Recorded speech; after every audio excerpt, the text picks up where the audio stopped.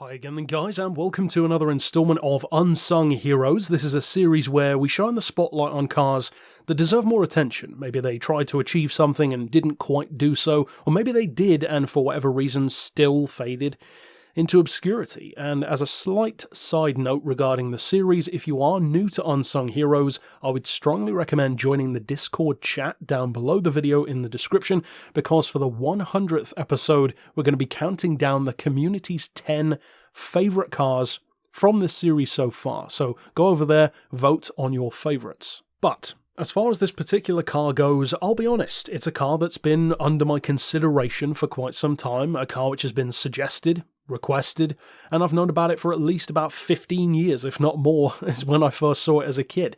And it was a car that I thought, sure, it's cool. It's a Hot Wheels car for the street. It's probably like a real-life version of Vaporware to some degree, just some rolling show car that doesn't really do anything special.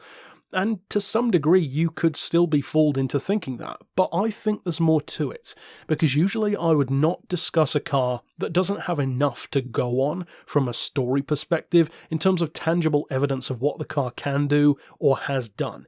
But for this one, I'm making a slight exception, because there's actually more to the story than you might think. And the car in question will be familiar probably to many of you who have looked up various crazy vehicles on Google Images over the years, because it pops up every so often. The Larson LE1 Groundfighter, a car that at the time claimed to be the most powerful street car in the world, was developed to show what Larson engineering could do and to combine, in arguably a way that no other car had before, elements of hot rod and supercar design with genuine jet, fighter jet in fact, parts. And that's what this car has. It has the canopy from an actual F-16 fighter jet. It has wiring from a B-52 bomber. This is a genuine car that has that authentic DNA in its construction.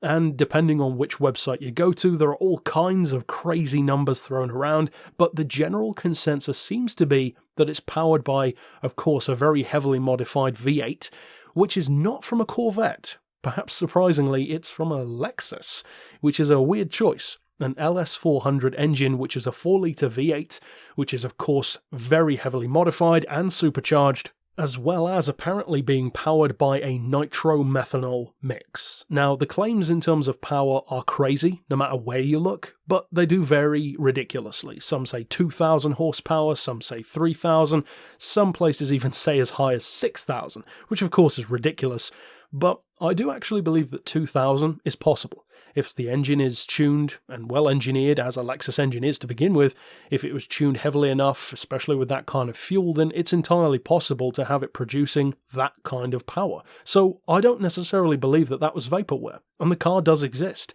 Even just a quick Google search shows that they had, at the very least, a rolling shell. Plus, some of those images have the bodywork legitimately open, and you can see the internals. It's not just an empty show car. But all of this stuff is stuff that you can quite easily see. So why am I talking about it? There's got to be something more here. Well, boy, is there something more, because, as it turns out, there's a full Facebook page for this car. And it's actually now under new ownership and has been located in a new place since, I believe, 2015, a hot rod custom shop. And from what I could tell, at least as recently as a year ago, in fact, it's still being worked on. Now, they've gone kind of quiet since then, and I'm sure they have other projects as well, but I'm very curious to see if they actually reach out. I plan on telling the people involved on that Facebook page about this video, and I'm actually going to use some tiny snippets of their footage as well, but of course check out their page to see those full videos, including the audio. But here's the interesting thing. The car's changed over the years, and I'm not just talking about the looks or, the amount of power that it has. It has a totally new engine. It now has a 572 cubic inch Mopar engine instead of that original Lexus V8. And incidentally, in British money, that's a 9.4 litre. That's quite the engine, and it's certainly an engine that's befitting of a car as crazy as this one. Now, there's no word from what I could tell on how much power it's actually putting out, but if that engine back in the day, because this was first built, incidentally, in 2001 for the LA Auto Show, so the car's around 20 years old or close enough. So this engine is doubtless more powerful.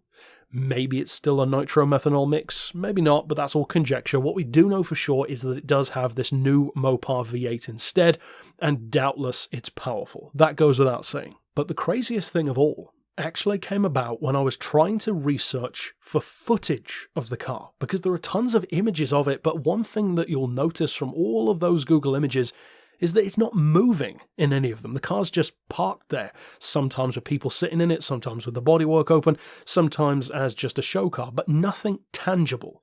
That was what I wanted to find out. Has this car ever even been driven? It's clearly never been proven because we would know more about it, but I needed some more evidence. And not only did I find it, it turned out that the evidence is pretty awesome because it comes from that same Facebook page. Not only can you see on that page, and as I said some in this video, the car actually moving way back in the day, probably with that original engine, but more interestingly than that, the car has not just taken on that Mopar engine, but they fitted it with actual jet engines. This car now has afterburners as well as that Mopar V8. And of course, that only feeds into the existing ethos that the car is trying to achieve. Now, according to the statement, if you will, in comments, of course unofficial, but the actual page themselves put a comment on one of those videos where you can see them testing those afterburners, just blipping them basically and thrusting the car forward a little bit, that these afterburner jet engines are claimed to add another 800 horsepower on top of that car's Mopar V8. Now that engine is doubtless more powerful than the Lexus unit. It has to be. So you're looking at a minimum of 2,000 horsepower, probably a lot more. But let's be conservative and say 2,000. That's 2,000 horsepower's worth of V8 plus 800 horsepower worth of thrust. This is at least getting on for a 3,000 horsepower car at this point. Now, from what I could see on that page, they seem to have gone kind of quiet for the past approximately year or so I certainly hope that the project is ongoing. They seem to have been restoring the car.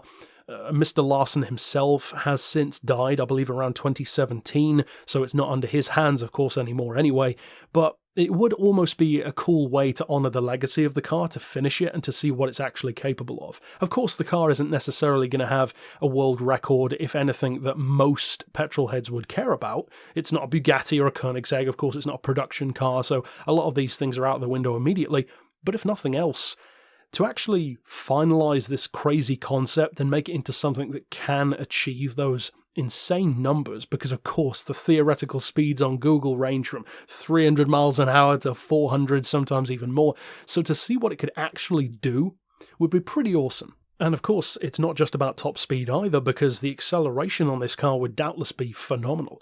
Now, the quoted weight isn't shown in many places, and of course the weight's going to be totally different now with a much larger engine, the addition of the afterburners, but the only quoted weight I could find in the first place was around 1,300 kilos, which actually sounds kind of realistic.